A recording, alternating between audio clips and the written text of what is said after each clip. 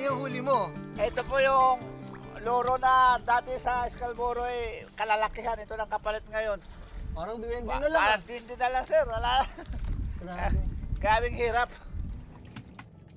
Pag sumubok kayong bumalik ng Scarborough, anong mangyayari sa inyo? Hindi ka sigurado kung anong mangyayari sa'yo doon. Malay, baka bigla kang banggain na naman doon. O hindi alam pa mangyayari sa pan.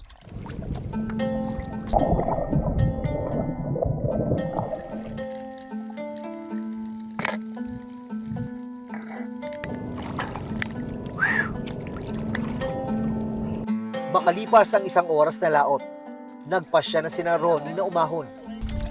Hirap talaga. Hulihan na dito, may ilap. Isda.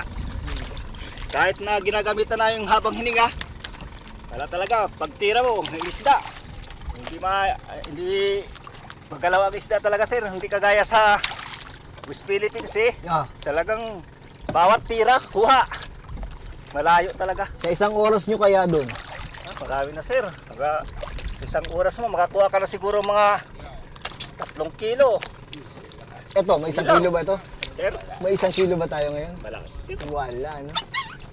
Ang kaunting huli ngayong araw, paghahatian pa ng grupo. Puhat ng itong may banta ang China. Kaya natakot yung iba. Siyempre ayaw din nila makulong siguro. Kaya yun, wala nang lakas loob na pumunta.